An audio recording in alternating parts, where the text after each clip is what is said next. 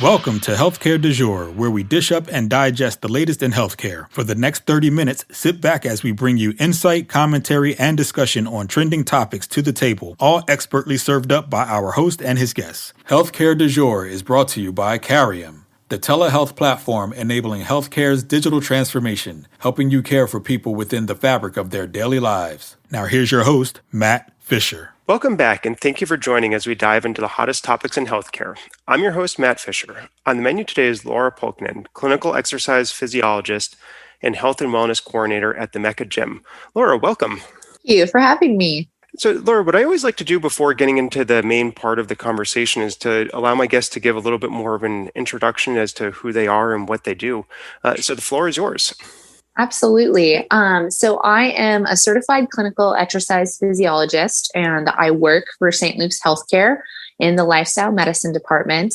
And then I'm also the health and wellness coordinator at the Mecca Gym, where I do personal training, health coaching, etc. And I've been doing this for the better part of 10 years. So, Laura, what kind of first got you into the healthcare field? So at first, when I was in college, I knew I wanted to do something just to help people feel better.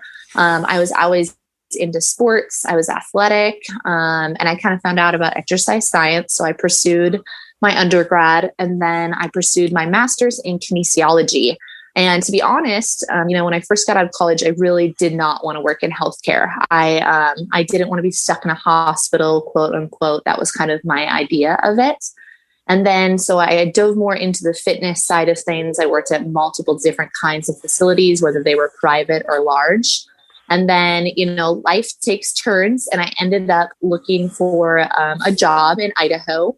And I found this great job at lifestyle medicine, cardiac and pulmonary rehab with St. Luke's. And I was like, okay, it's healthcare. I'm not sure if I want to dive into it. I had dabbled a little bit before with some exercise physiology departments for some other companies, but I really liked their message. I liked that they were trying to bring in exercise, nutrition, and overall well-being to post-cardiac and pulmonary patients. So that's what kind of, really started the kickoff for me in the last 3 to 4 years for healthcare. And you I think, mentioned a bunch of different things that I'd like to be able to break apart, because it's, I think there are areas that people may or may not have heard about, or if they have, maybe don't have a full appreciation. And kind of the first couple are kind of your reference to majoring in exercise science and also a focus on kinesiology. So could you kind of give everyone kind of a framing of what that actually means? Yeah, so exercise science can be really a large encompassing. It could be someone who wants to be a phys ed teacher, someone who wants to do research in a lab with biomechanics and how the body moves. And then it can also lead someone more so down the road of like personal training. And with kinesiology, overall, it's a study of the movement of the human body, and it helps you kind of connect all the pieces, the brain, the body, and then overall what our results are going to be. So, and then how does that translate into kind of the healthcare system? Is that kind of looking at physical or occupational therapy or kind of other aspects? So that's one route you can take. Typically, someone might get an undergrad degree in exercise science and then go into PT or OT. But with PT and OT, they tend to focus more on an injury and then rehab afterwards. With exercise science, I'd call it a little bit more proactive. We don't wait for the injury. Sometimes someone will see an exercise physiologist because they, have knee arthritis and they really they want to do stuff before maybe surgery is warranted or before an injury happens. In my particular field with cardiac and pulmonary rehab, we use our exercise physiology knowledge to help a patient essentially repair the heart and be able to function again, be able to, whether it's work in the garden or mountain bike again, etc. So it's kind of like the before the injury happens or before it gets too far. So is it fair to say it's kind of, as you're saying, it's being very proactive. So it seems to very much align with some of the changing perspectives of healthcare as a whole, which is to focus on overall health and well-being as opposed to waiting for an issue to become acute and then having to get someone back to being healthy. Right, absolutely. You also mentioned lifestyle medicine. So, kind of one, can you give everyone kind of a grounding in what lifestyle medicine is as well? But given my level of understanding, it seems like that aligns very well with the proactive approach that you were just describing for the exercise science. Yeah. So lifestyle medicine is that preventative bit. At the end of the day, it's really something that should be in every doctor's office. Lifestyle medicine encompasses 6 pillars. It's going to be exercise, nutrition, sleep, emotional wellness, and then also substance use. And obviously that is not using substances. And so what we do at lifestyle medicine is we really bring in that patient, whether they are pre-diabetic, whether they just had a heart attack, whether they just need to lose weight. And we kind of look at all of those pillars of their life and how they're affecting their health. It's honestly one of my favorite things that's coming through in healthcare, because it's not just about, okay, you're here, you are, you're pre-hypertensive, so we want to put you on some pills. Instead, it's looking at, okay, what does your daily movement look like? What does your nutrition look like? And also, how's the home life? Are we stressed? Are we sleeping good? And it brings it all together. So kind of as you said, having ended up within kind of the traditional piece of the healthcare system, connected to a major hospital in Idaho, were you seeing challenges to adopting a lifestyle medicine approach from an organization like that? When I first got on board, we were really pushing for the lifestyle medicine department to have its own home. But I think at the end of the day, everyone knows that it's needed. I think just because it's so different from traditional medicine, that it can be difficult for anyone to adopt new practices, for any referrals to come through. I would definitely say in the last year, those referrals have increased. People are seeing the benefits. But what people tend to realize is, wow, this really digs into my life. Like, this is going to ask me some hard questions. And I think that can sometimes be an issue, whether people want to dig into those hard questions, or in traditional healthcare, does the doctor have the time, right? Are they able to sit down for a whole hour or maybe even 2 and dig into what's going on in the client's life, and where do the referrals need to go? Do they need to go to a nutritionist? Do they need to go see an exercise physiologist? Do they need to have a sleep study done, et cetera? So I think that's maybe one of the bigger challenges, is the time that's needed to make this practice really work. Yeah, no, I would definitely agree, because as you're describing it, it does delve into so many areas. But again, diving into a lot of areas that are becoming kind of these key focal points, which, as you're saying, gathering informational points about, so many points of a person's life, because, I think you made a great point. You don't have that much time when you're in the physician's office or seeing a member of the care team. It's most of your life happens outside. Yes. And I suspect this is a little bit of a loaded question. I think you said over the past year, which kind of lines up with the inability or discouragement of coming in to receive services because of COVID. What tools have you seen that have enabled or promoted kind of the lifestyle medicine approach over the course of the pandemic?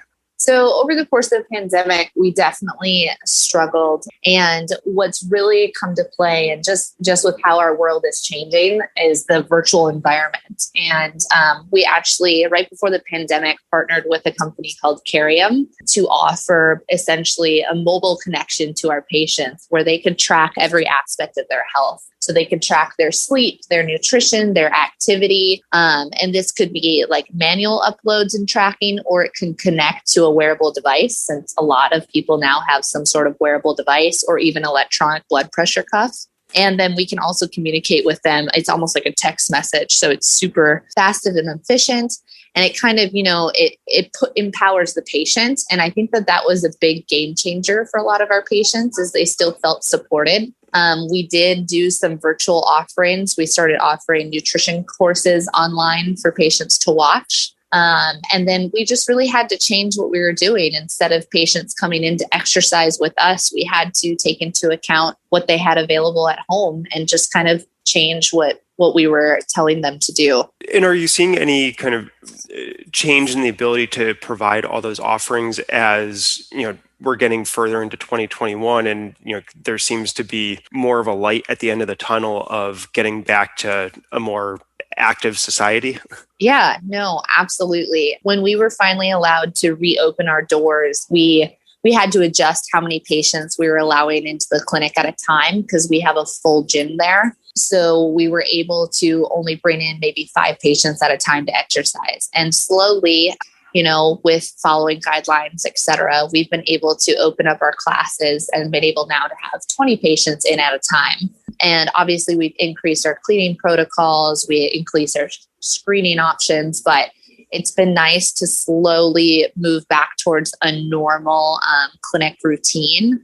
We still have some of our online virtual offerings, but we are able now to, be able to actually interact and see our patients. Yeah, so it kind of sounds like very much, striking a good balance because, I think as you were saying, you found a lot of power that could be delivered, kind of remotely and through the virtual connections. But at the same time, it's still helpful to have those in-person interactions and in-person visits to, I suspect, provide kind of a different form of a check-in point. Absolutely. It offers accountability. It offers that connection with your patients. It offers, when I'm talking to someone on the phone and I ask them how they're doing and maybe they're struggling, your voice definitely changes with empathy. But I think, it goes a long way when someone can see your eyes and your face and read what you're saying to them. So it's definitely nice to get people back in the clinic. Yeah, no, I would agree. I'm sure that the patients appreciate it as well. I think to some degree it's, kind of that the Zoom fatigue or, all the virtual fatigue that you hear about. But at the same time, I think you're definitely right where, even if you're doing something by video and you can see the person you're interacting, there's still so many other visual and nonverbal cues that come up when you're, face to face interacting with somebody. Yes. So, and actually kind of thinking about that, so did you have any, or kind of what challenges did you experience and maybe what unexpected benefits did you find in terms of how you were able to, identify, issues that your patients might have been encountering or, being able to, document progress from following, kind of the plans that you might have been laying out? I think that, with being in a virtual environment, a big issue is that since we are not seeing them in person, you are taking the patient's word for how they're doing and how they're progressing.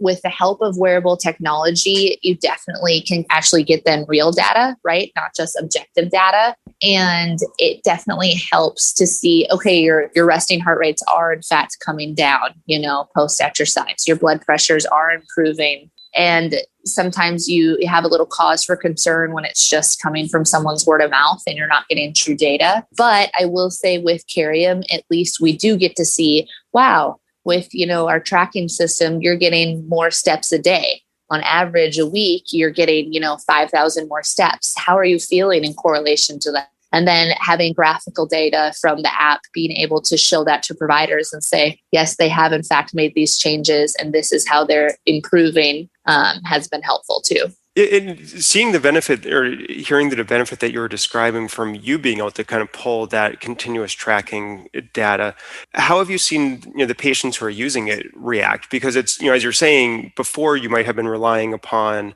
a self-report, and now, if you're still doing that kind of verbal interview, but now you can be able to essentially gut check it with the actual data, are you seeing that enable people to take better control of the changes that they're trying to make? Yeah, I think anytime something's laid out on paper and is a visual form for people, it can be kind of that aha moment. Typically we can look at like blood pressures, for instance. Someone will say, oh, I have high blood pressure, right? And they just use that form. They don't actually say the number. And then when you start having people actually record it, and then you look over time as someone improves their sleep, they improve their nutrition, and they improve their exercise, and how also on that blood pressure graph, that those blood pressures start to trend down. But then all of a sudden they go out and have like a high sodium meal, like Chinese food, and then that blood pressure skyrockets again, and they can see that on the graph. It makes that connection. Like, wow, okay, these are actually connected. This is what's going on. So I think the visual aid is very helpful for patients. Obviously, not every patient is going to use this tool, but the ones that have, we do have really great reports on it. Yeah, and I would agree again that it's, when you can be able to visually present to someone information, then it grabs a different type of power. And for those of you just joining, I'm talking with Laura Pulkinen. We've been talking about lifestyle medicine and, a greater focus on trying to keep people healthy. And Laura, I'd kind of like to pivot the conversation a little bit because, at the beginning you were talking about working within a hospital system, but you also mentioned that you're working at a gym as well. So how do you see a continuum of care by working in the different settings, or kind of what inspired you to want to be able to be interacting with people from both within the healthcare system and in the gym setting? Yeah. So I think that, I've always worked in fitness facilities, whether it's your tiny 30-member gym or if it's a huge corporate gym that has 24,000 members. And, there's pros and cons to working in a fitness facility versus working at a healthcare facility. With healthcare, people go to the hospital if they're sick. A lot of the times they don't go there for preventative care. Typically, you hear someone say, I need to lose weight. And instead of going to their doctor, they're going to get a gym membership, or if they have, different fitness goals. So I've always kept my foot in the door in fitness facilities to try to help people with that preventative aspect. The Mecca Gym is a little different in the sense that, the owner is wonderful. He has his undergrad and his master's, and all the other trainers here really work on the overall total image of the body when it comes to those 6 pillars of lifestyle medicine. So I enjoy being part of this team because whether it's someone who they've done cardiac rehab and now they're like, what do I do now? They can come here, they can work with professionals that are certified and have the ability to know what's going on with them. Or if it's someone who they really don't want to go on, blood pressure medications, or if they're struggling with pre-diabetes, they can come here and they can still work with a clinical exercise physiologist. They can get that whole encompassing health, and they can hopefully try to keep themselves out of the hospital a little bit longer. And you raised a very interesting point in there, which, with the example of, someone potentially saying that they'd like to lose weight, where they might go to a fitness center and sign up for a membership as opposed to seeing their, physician or someone else or another clinical person that they're working with. As you're working with clients at the fitness center, do you take a different approach to working with them than you would if you were, say, in the hospital setting? Or are you kind of taking similar approaches? Because, I think from what you're saying, your approach is always going to be focused on overall health and well-being. Yeah, I think that I kind of sit in the two worlds as a clinical exercise physiologist. So typically my initial approach is very similar. I ask for that background, I ask for their medical history, et cetera. With my experience and my degrees, my education, I can understand that medical history. So I take advantage of that and I really try to get the whole picture. What's nice though about in the healthcare setting is you're getting a direct referral from another provider that really pinpoints what's going on. In the fitness industry here at the Mecca, I have to dig a little bit more, right? I have to get more of the picture from them. So maybe it was, they've had, total knee replacements, but then they've also dealt with, weight gain. And now they're maybe dealing with, their pre-hypertension or even hypertension. So you kind of have to dig through those layers and find out, okay, what part should we work on first? Given that people, when they're going to a fitness center, have theoretically already self-selected and might have more self-motivation to engage in the changes, is that actually an accurate assessment? And, depending on the validity, how does that impact your ability to get people to follow through on your recommendations? I would definitely say someone who is coming into the Mecca or fitness center is typically a little bit more self-motivated, right? They've taken that initial step. Someone didn't put in that referral for them. They had to look it up. They had to walk in the door, send that email. They typically do adopt the changes faster than the healthcare setting.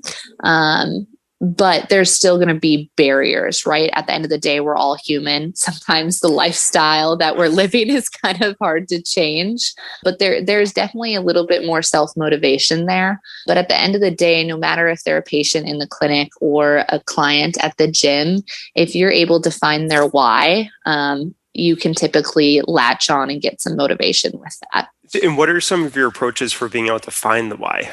So the why is a huge thing. The why is, at the end of the day, they truly walked in the door or why they want to get better. And you really try to dig into who they are first, right? Are they a mom? Are they a grandma? Are they, a gentleman who used to hunt and fish and he hasn't been able to do that in years? Like, what is that driving factor? And, what do they truly want? Because a lot of times people come in and they'll say, I want to lose weight, but really why do you want to lose the weight? Maybe they haven't had confidence to go out to dinner in a year, maybe they're dealing with a divorce and they just, want to feel good and they want to get out there. So you really you get to know whether it's a patient or a client, you need to get to know them. And that's, kind of your first main job. And it would seem intuitive that the more you can get to know someone and establish an actual, kind of relationship with them, the easier it'll be for trust to develop. And then if you have trust, it can translate into, accepting advice and following through on the advice that's being provided. Yes. Trust is everything. And, having that relationship, just like having a good relationship with your primary care provider or your insurance agent, right? It's going to be someone giving you advice, but also being your coach and cheerleader with you. And you want to be able to trust what's coming out of their mouth and believe in it so that you can do it. And kind of related to that, one thing that I'm curious about is, looking both at, the clinical side and kind of the Mecca side, what's the typical length of time that you work with somebody? And then what happens, when the direct engagement starts to tail off? Kind of how do you see self-motivation then come in terms of sticking to the changes that have been made? So I'd say this is where they kind of vastly differ. In the clinical side, whatever your referral is for, whether it's cardiac rehab, lifestyle medicine, et cetera, nutrition coaching, it typically has a timeline, right? And so it can be anywhere from 36 sessions at a cardiac rehab facility or maybe 3 months of health coaching. And then from there, it's really the patient's job to continue with those lifestyle changes. At times, there are like post-support programs where there's a check-in here and there, but really it's the patient's job to continue.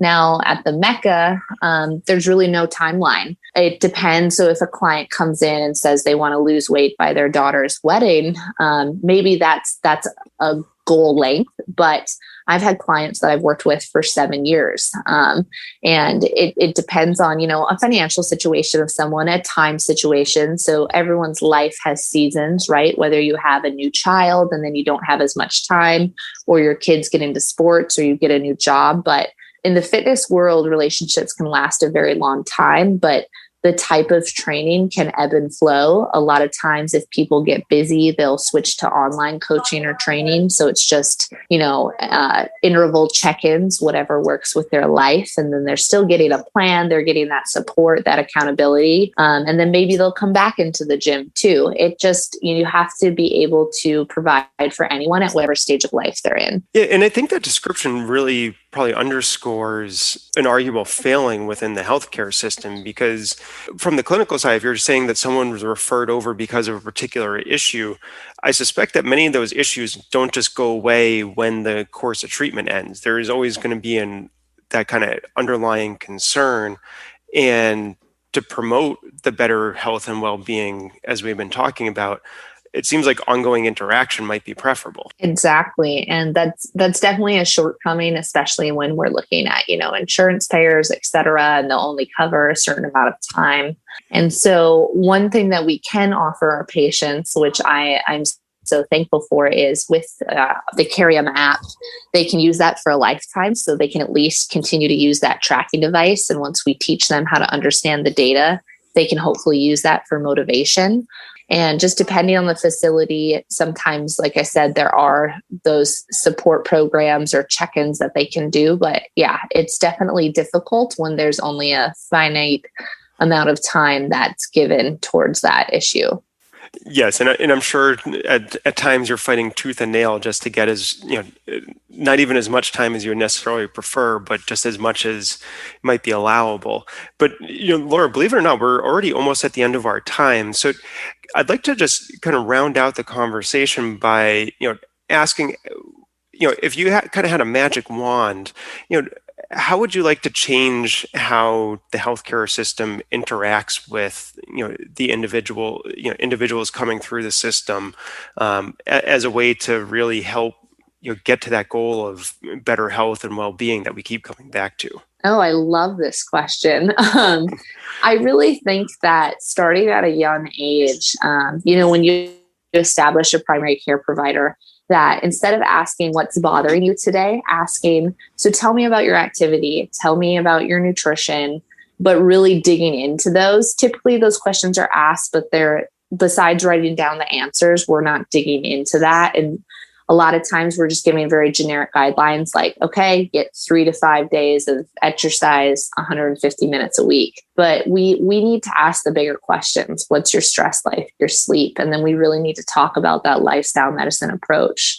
So ideally at the beginning of, establishing care, and then doing those check-ins every once in a while and asking the hard questions, right? Like, so why hasn't exercise changed? What is the barrier there? I almost feel like every primary care provider would benefit from having a health coach or two in their clinics, so they can, be there to support that, take off that load, and kind of help teach people what healthy living really is. Because at the end of the day, we've really, unfortunately, as a society, I think we've kind of missed the ball on that, and now we're trying to catch up. And it's something we really need to do, especially for our future generations. And no, I think that paints a very hopeful picture, and it optimistically, hopefully the system will keep moving in that direction. But, kind of believe it or not, as I mentioned, we are already out of time. I want to thank my guest, Laura Pulkinen, for a great conversation today. Thank you so much for having me on. And thank you to everyone listening. Keep the dialogue going and connect with me at #HCDEJURE. I'm Matt Fisher. Until next time.